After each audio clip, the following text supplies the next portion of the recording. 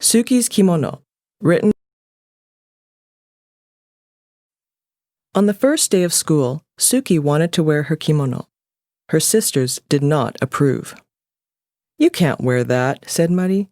"People will think you're weird." "You can't wear that," said Yumi.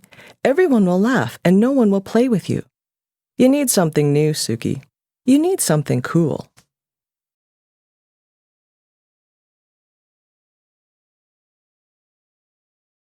But Suki shook her head. She didn't care for new. She didn't care for cool. She wanted to wear her favorite thing, and her favorite thing was her kimono. Suki's obachan had given her the kimono.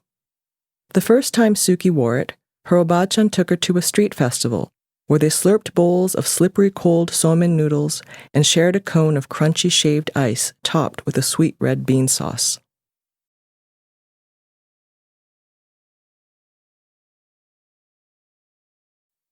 Under strings of paper lanterns, Suki joined her obachan in a circle dance.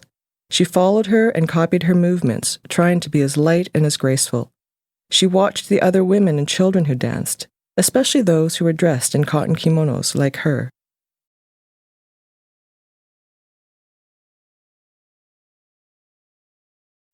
Later, Suki sat so close to the stage that when the taiko drummers performed, boom, boom, boom, boom, she felt like she'd swallowed a ball of thunder, and her whole insides quaked and quivered. Before they left the festival, Suki and her obachan stopped at a souvenir stand. There were many things to choose from, but her obachan found the prettiest thing of all, a handkerchief of pale pink linen decorated with tiny maple leaves and cherry blossoms. When she gave it to Suki, she said, "This will help you remember our day." Now it was time for school.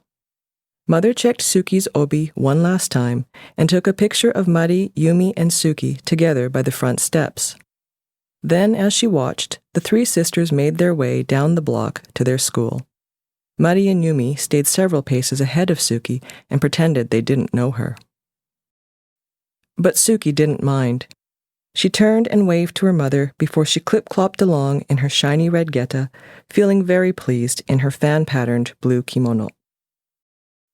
Once in a while, Suki would lift her arms and let the butterfly sleeves flutter in the breeze. It made her feel like she'd grown her own set of wings.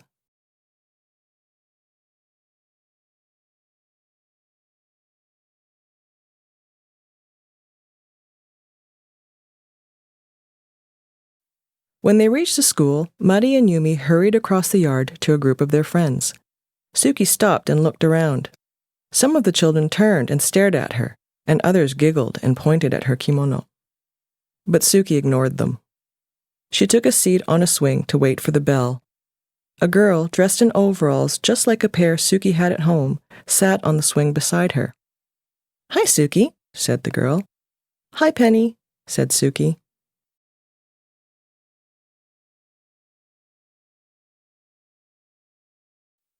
"How come you're dressed so funny?"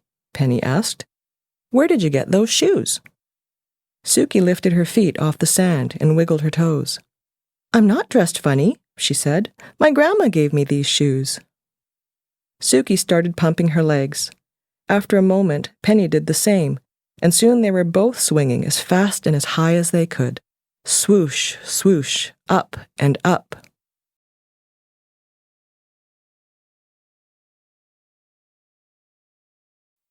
When the bell rang, Suki and Penny jumped off their swings and ran to the gym for the first day assembly. Once they were finally taken to their new classroom, Suki chose a desk near the window. Penny chose a desk next to Suki. As they waited for everyone to find a seat, two boys in front of Suki turned and snickered behind their hands. One of the boys reached over and snatched at Suki's sleeve. "Look at this," he said. "She's a bat." Suki felt her cheeks burn, but she did not respond. Instead, she concentrated on sitting up straight and tall the way her obachan always did. It was easy to do with an obi wrapped snug around her middle. Her obi was golden yellow, and in its folds, Suki had tucked away her pale pink handkerchief. "Welcome to the first grade," said the teacher. "My name is Mrs. Paggio." She smiled. Let's introduce ourselves and tell everyone what we did this summer." When it was her turn to speak, Suki stood up and told the teacher her name. "Hello, Suki," said Mrs. Paggio. "What did you do this summer?" "My grandma visited us," she said, straightening her sleeves. "She brought me my kimono and my geta." Suki raised her foot to show the teacher her wooden clog. Somewhere in the classroom, someone laughed, but Suki took a deep breath and continued. "The best thing was that she took me to a festival, and there were dancing girls dressed like me, and they danced like this." She took a few steps and swayed her arms sideways.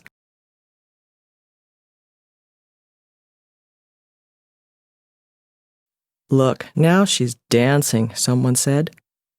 But Suki didn't hear. She hummed the music she remembered hearing at the festival. She remembered how it felt to dance barefoot in the open air on fresh-cut grass that tickled her toes. She tried to picture the other dancers, how they moved forward in the circle with the rhythm of the music, how they stamped their feet, first right, then left, swung their arms, first up, then down, how they stepped back and back and back, then clapped. When Suki couldn't remember the next step, she made it up, just to keep dancing. 1, 2, 1, 2, 1, 2, stop. When she finished, the room seemed very quiet.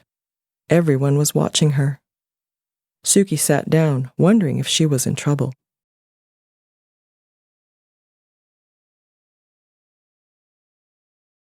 But Mrs. Paggio said, "That was wonderful, Suki," and she started to clap. Then, so did Penny.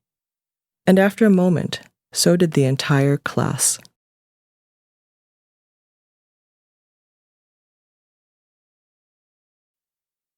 After school, as the three sisters walked home together, Mari and Yumi grumbled about their first day. "No one even noticed my new sweater," said Mari. "No one even noticed my cool shoes," said Yumi. But Suki just smiled. As she clip-clopped along behind them, Suki pulled out the pale pink handkerchief from her obi and held it up over her head to catch the wind. And in her blue cotton kimono and in her shiny red geta, Suki danced all the way